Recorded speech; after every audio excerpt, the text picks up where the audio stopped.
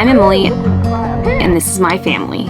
We've been doing a lot of random stuff this year, like traveling to Alaska to ice fish. Yeah. We're gonna go down. You put this on YouTube?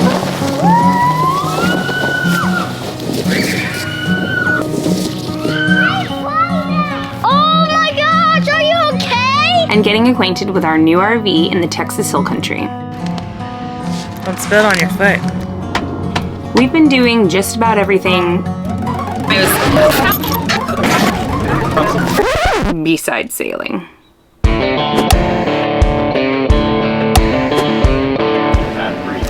Good morning. We just got to the boat and we are doing just some cleaning and some chores. Yesterday I went through the entire boat and like deep cleaned and got all the like dust and grossness out of everything. Like lifted the cushions, all of it.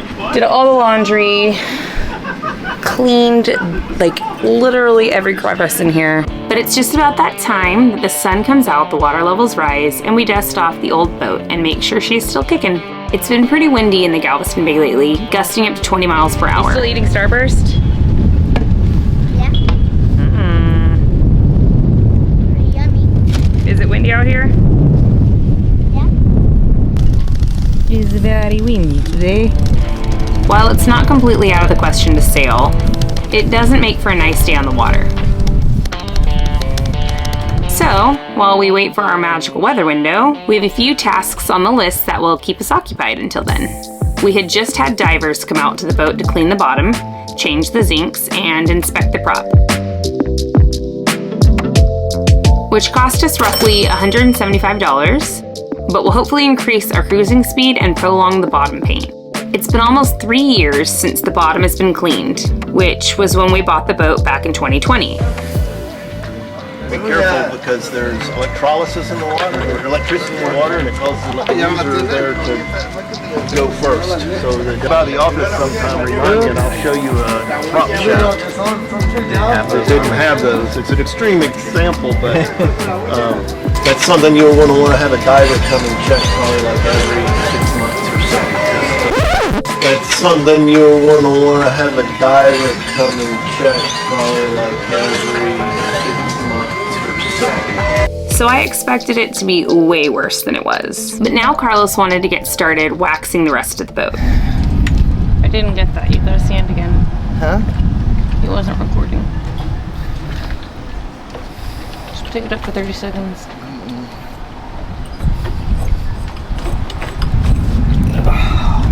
He's told me that for our length of boat, this type of job would cost somewhere around $800 to have it professionally done. And with a boat, there's always something else that needs your money. So he decided to do it himself. What do you put on there? Heavy compound. Is that the white stuff? Yeah. And then you buff it off? Called cutting.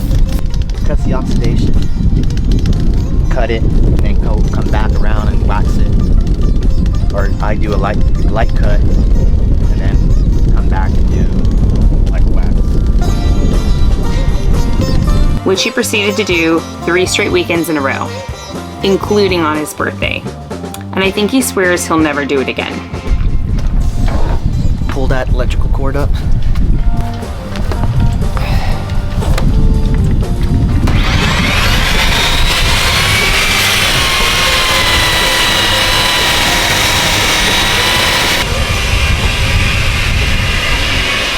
That's going down. We spent some time unsuccessfully looking for a used, but new to us, anchor windlass, in hopes that we could add more chain for anchoring. They don't really want to hear the truth no more. Think they scared how I make them feel. And you can say anything you want about me. I ain't worried, that don't make it real. They don't really want to hear the real no more. Think they scared how I make them act. Is that it? Nope. That's not it? Nope. What do you mean? The shaft too small. It doesn't fit, you mean? Yeah, the shaft is too small. Let me see. Can we put something in the shaft? No, it's too big. It's got to be a smaller one, and it's got to have that key in there, and they didn't have one. Is this specific part $1,600? The whole thing is $1,600.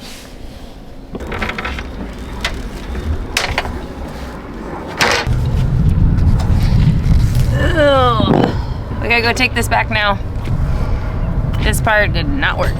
Right now we have about 25 foot of chain and roughly 35 feet of rope, which is not enough or ideal for our water depth and our size of boat. We got 26 feet of chain. So we only need 25 more. That doesn't work that way. Can't you just weld it together? No. All this would have to go disappear. You need one solid piece because I have it hooked with like this. We have 26 feet of chain. Yeah, but that doesn't help us right now.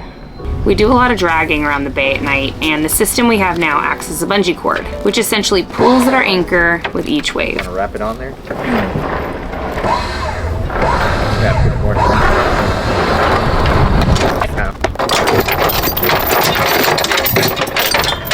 I'm ready to sleep peacefully on anchor, even if that means I have to pull up 50 to 75 feet of chain with my bare hands. They don't really wanna hit a real no more. Think they scared how I make them act. And you could say anything you want about me. I ain't tripping, that don't make it fat.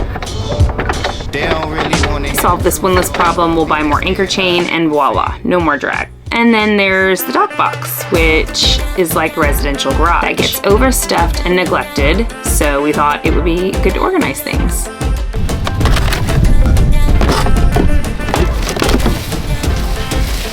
See that red stuff? Yeah, that's radiator fluid, which can't just be dumped in the marina or thrown into the dumpster. What is that stuff? Radiator fluid. Oh. I don't know how. Would this get a puncture? Will it hurt you? Where do you dump that? That's a good question. So here's a few seconds of Carlos trying to get it funneled back into the container without spilling, and me having no clue what radiator fluid is. All right, so what we're doing right now is we pulled out the dinghy and we've inflated it. It's been stored in our attic for most of the winter because if we keep it on the dock, it just sits there in the sun and, you know, it's not Hypalon, it's PVC.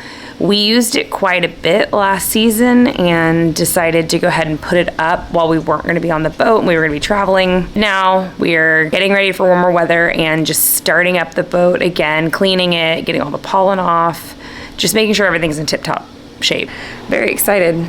It's kind of nice to stop traveling and just be home and on the boat, anchored sometimes. We start cleaning and re-inflating our takkacat dinghy and find a few minor leaks that need patching. We've got a leak here, and I'm trying to patch it up. I'm trying to get all the old glue off. Where's the leak at right now? Point to it. You see it bubbling right there? Mm-hmm. That's where the leak's at. Nothing that isn't to be expected. In fact, I've yet to meet a PVC dinghy that didn't need a little inflating and patching. But nevertheless, it needed to be done since we let her sit in the sun and bake all season. We love our takkacat dinghy. It's been so easy to use, it's been so easy to clean, and it doesn't flood like other dinghies. Okay. So here, I'll pick it up. There we go. That's how it goes. Thank you, sir.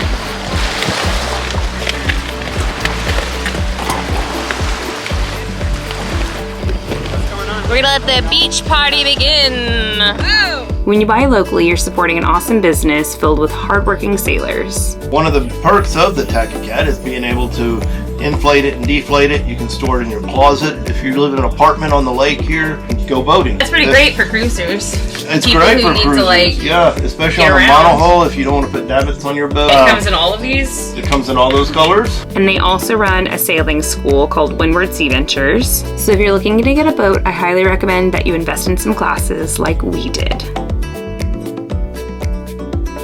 Thanks for sticking around and letting us catch you up on what's been going on with the boat. We hope to see you next time, and hopefully we'll be out there on the water. This video is sponsored by the subscribe button. The best way to support our channel is to send us some love by subscribing and liking the video. If you want to see more of our day-to-day, head on over to Instagram.